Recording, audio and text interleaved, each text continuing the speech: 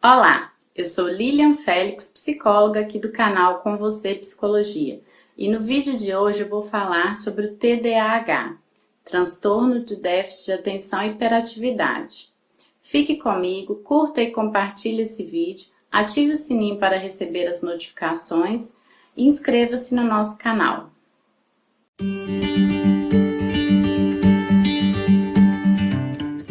O TDAH, transtorno do déficit de atenção e hiperatividade, é um transtorno neurobiológico, ou seja, acontecem alterações químicas no cérebro da pessoa acometida pelo transtorno que fazem com que ela tenha comportamentos, atitudes diferentes e até mesmo impactos no humor da pessoa que tem esse transtorno.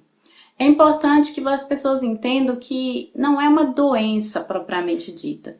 Então, não sendo doença, a gente não trabalha com a intenção da cura do paciente.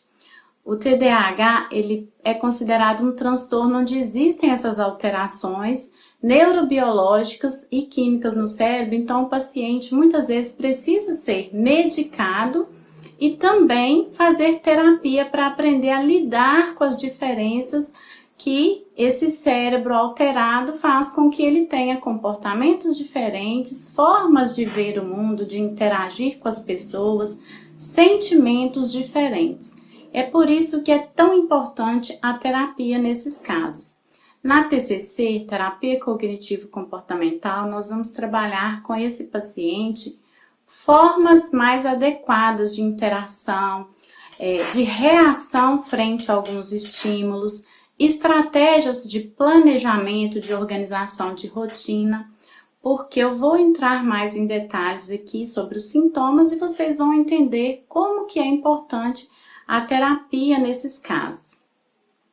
O paciente acometido pelo TDAH, ele tem alterações no comportamento, na cognição e no humor. Falando no quesito comportamento, são pacientes que apresentam uma maior agressividade, uma excitabilidade, irritabilidade, pacientes mais hiperativos, que têm menos paciência de ficar sentados, estudando, fazendo uma tarefa que exija muita concentração, que exige ali ficar muito tempo parado no mesmo lugar. Eles são pessoas mais agitadas, né? Então, essas são algumas das alterações do comportamento.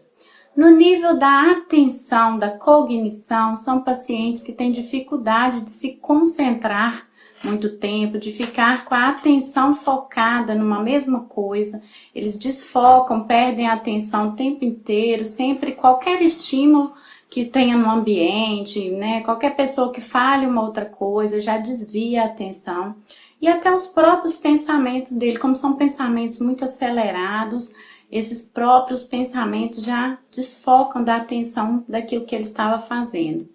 Ainda no quesito cognição, são pacientes que também costumam apresentar esquecimentos, falhas na memória, dificuldade mesmo em guardar e trazer da memória determinados conteúdos. Então, esses impactos na cognição e no comportamento muitas vezes atrapalham a interação dele social, mas principalmente atrapalham no desempenho acadêmico e profissional. No quesito humor, são pacientes mais raivosos, pacientes, né, mais agressivos, irritados, mais impacientes com as coisas e assim, muitas vezes podem apresentar quadros depressivos também.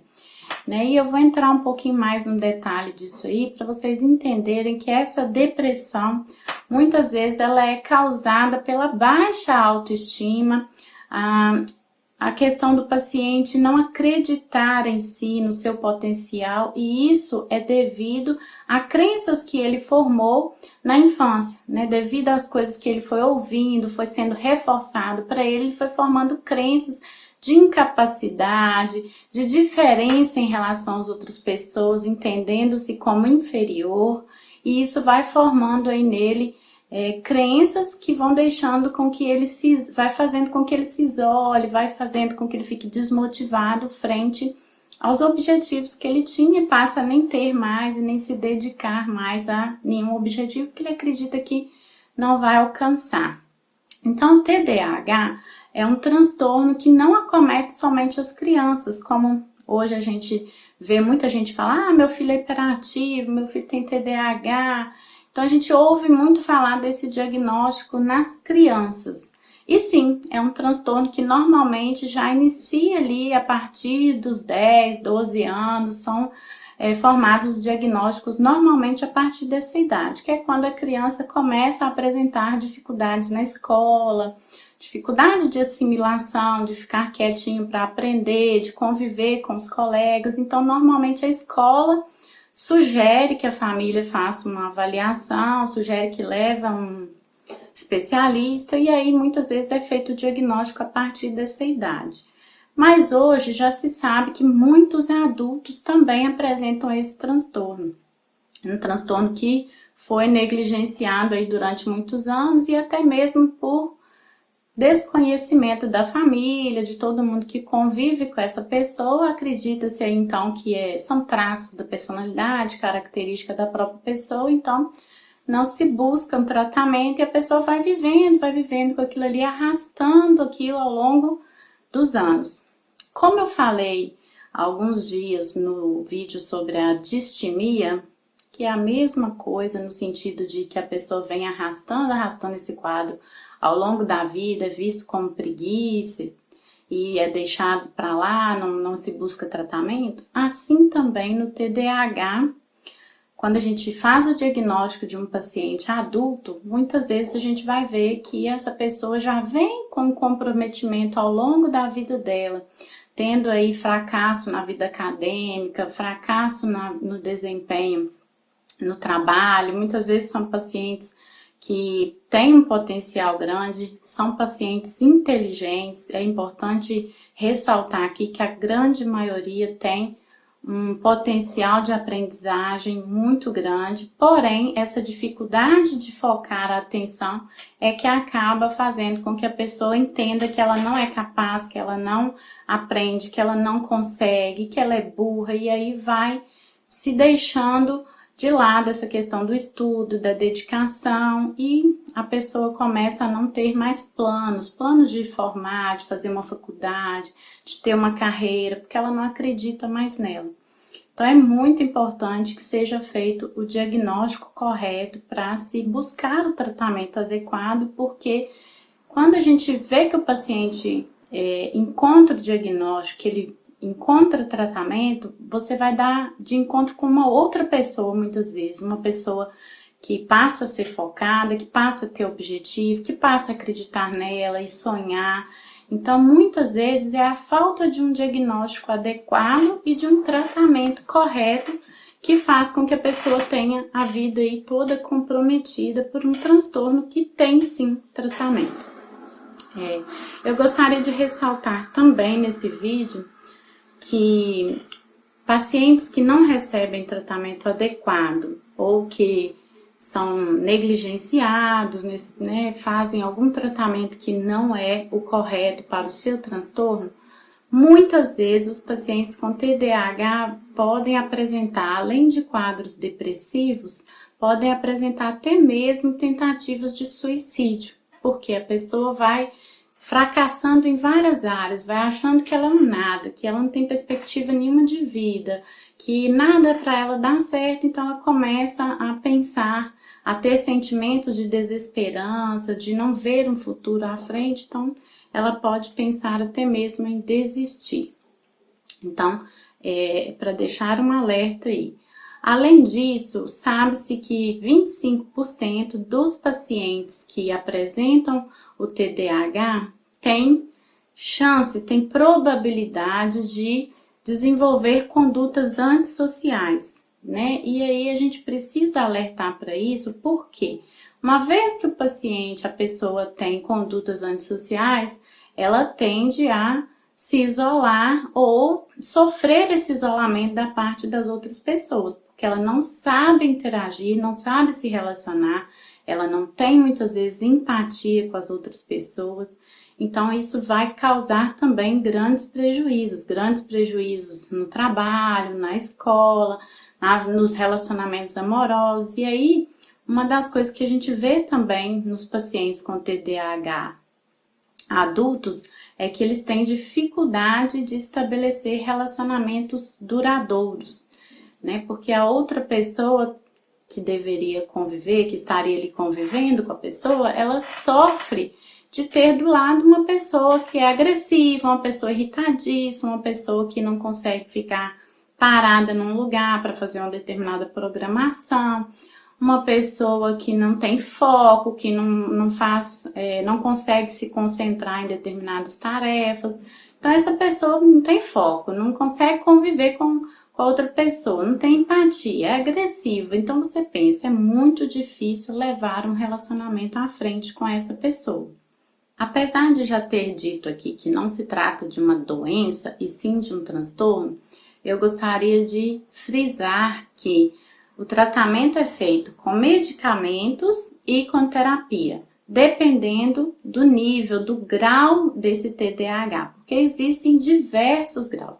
Tem pessoas que têm mais leve, um comprometimento menor da atenção ou do comportamento, então a gente vai muitas vezes trabalhar com esse paciente somente técnicas mesmo para ele poder se ajustar, aprender a conviver melhor, treinar habilidades sociais, um treino mesmo da organização e do planejamento, porque muitas vezes esse paciente não consegue terminar uma tarefa. Ele começa uma tarefa, mas ele não conclui, aí começa outra e não conclui. Ou até mesmo ele vai adiando, procrastinando as tarefas que são mais chatas, tarefas que exigem ficar mais tempo parado, concentrado. Então essas tarefas que ele não gosta muito, ele vai adiando. Então esses pacientes que têm um comprometimento mais leve, muitas vezes a gente vai só trabalhar na terapia. Mas outros pacientes que têm um comprometimento maior, aí é necessário que haja intervenção da medicação, que vai ser indicada por um neurologista, um neuropediatra, um psiquiatra, vai depender aí do caso. Você que percebe que tem esse tipo de sintoma, ou se você tem alguém na família que você acha que pode ser que tenha alguma coisa assim, eu indico que leve para fazer uma avaliação. E se for diagnosticado, vamos tratar. A gente trata aí diabetes, colesterol alto, trata-se tantas outras coisas, pressão alta. Por que não tratar algo como o TDAH que compromete tanto a vida da pessoa e que pode, inclusive, levar a pessoa a uma tentativa de suicídio, a um grau de depressão? Então, vamos buscar por tratamento. Outra coisa que eu gostaria de ressaltar é que, como eu já disse, o diagnóstico muitas vezes é feito em torno da criança, indicado pela escola. Então, é necessário sim que a gente faça uma intervenção com essas crianças que foram diagnosticadas, mas a gente também precisa aí lançar um alerta e ter cuidado com o excesso de diagnóstico de crianças com TDAH. Existem muitos casos de crianças sendo diagnosticadas erroneamente, sendo tratadas medicamentosamente para TDAH, para ter atenção, quando na verdade essas crianças não têm nenhum tipo de transtorno, nem transtorno de déficit de atenção. Então, a gente precisa ter cuidado com esse excesso aí de diagnósticos e realmente rever a necessidade da medicação. Por que eu tô falando isso? Porque a gente tem observado crianças que são crianças normais, crianças bagunceiras. E assim, gente, a criança de 3 ali, 5 anos, 8 anos, ela é inquieta, ela quer brincar, ela quer fazer bagunça, ela quer pular. Então, muitas vezes precisa-se de limite. É colocar limite, estabelecer regras claras para essa criança. Então, às vezes o que falta é isso. E às vezes, para a escola, é mais fácil encaminhar, porque aquele menino medicado, ele vai ficar quietinho, não vai dar trabalho. Busque, às vezes procure até a opinião de mais de um profissional para ver se há necessidade da medicação. Tente a terapia para ver se essa criança, através da terapia, através da adequação da rotina familiar, através de técnicas para estabelecer os limites corretos, se essa criança não vai ter uma mudança no padrão de comportamento.